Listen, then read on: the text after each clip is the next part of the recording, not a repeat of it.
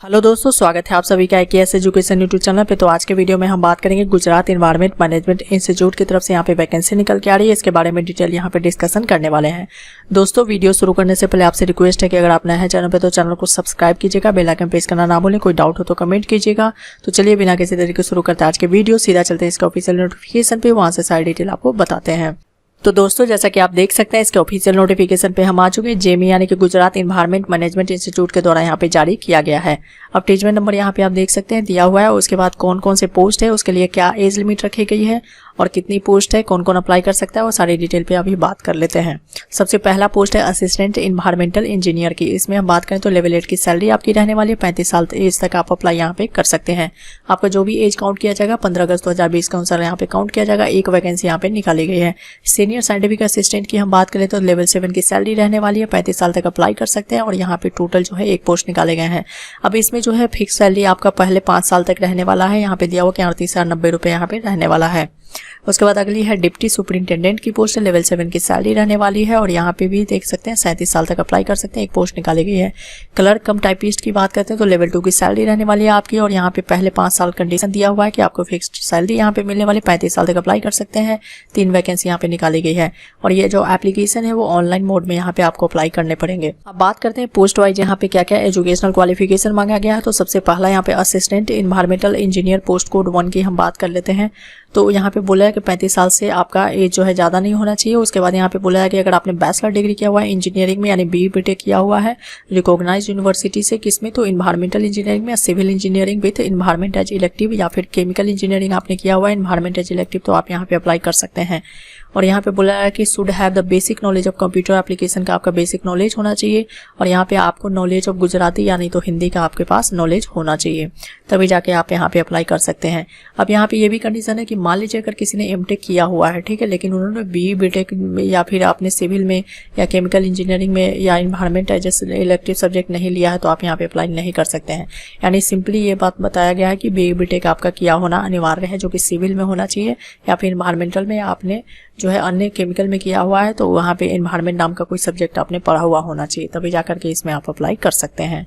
उसके बाद यहाँ पे देख लीजिए अगला पोस्ट कोड 2 की बात करते हैं सीनियर साइंटिफिक असिस्टेंट की बात करते हैं। एसेंशियल क्वालिफिकेशन यहाँ पे मांगा गया है कि आपका एज 35 साल से ज़्यादा नहीं है और यहाँ पे ग्रेजुएट डिग्री मांगा गया है आपका, जो कि इन्वायरमेंटल साइंस में होना चाहिए। केमिस्ट्री में आपने किया हुआ है, बायोकेमिस्ट्री में है, माइक्रोबायोलॉजी में है या फिर एक्वेटिक बायोलॉजी या फिर मरीन बायोलॉजी या फिर बायो साइंस या बायोटेक्नोलॉजी में आपने किया हुआ है तो अप्लाई आप यहाँ पे कर सकते हैं।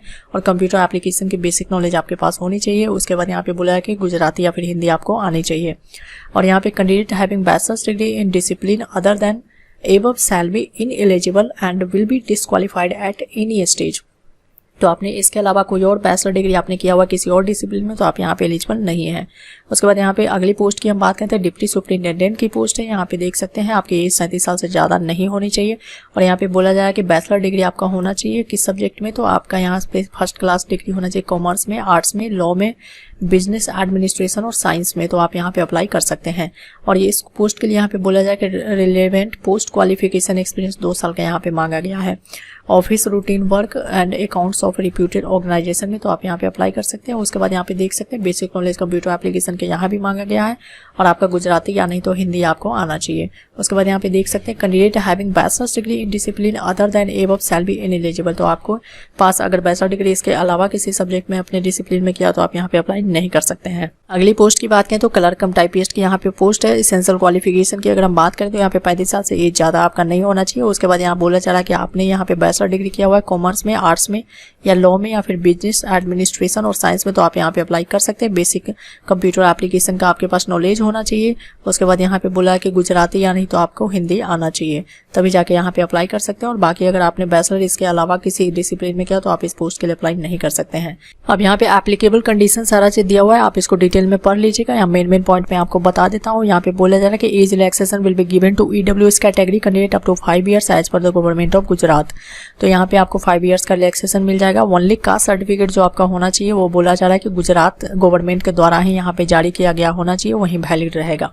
उसके बाद यहाँ पे सारी चीज दिया गया है कि नॉन क्रीमिलियर सर्टिफिकेट के बारे में दिया हुआ है। अब यहाँ पे बाकी डिटेल इसी तरह से आप देख सकते हैं, सारा डिटेल यहाँ पे दिया हुआ है। बोला जाए कि selected candidate may be posted to any branch या ऑफिस इन गुजरात एज पर the requirement of this institute और may be transferred in future to place outside headquarters. तो आपको यहाँ पे कहीं भी जॉब मिल सकता है गुजरात, पूरे गुजरात में, ठीक है। तो आप इस बात को ध्यान रखें। उसके बाद यहाँ पे सारा चीज दिया गया कि the candidate who is presently working government या सेमी गवर्नमेंट या local bodies will have to apply through proper channel, otherwise their application will be rejected.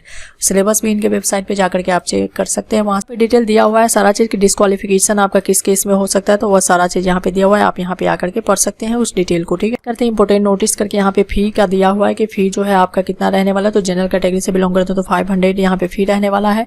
उसके बाद अगर आप जनरल कैटेगरी फीमेल कैंडिडेट है and EWS SC ST and SE BC candidate है तो यहाँ पे देख सकते हैं 250 रुपीज आपको एप्लीकेशन फी देने होंगे।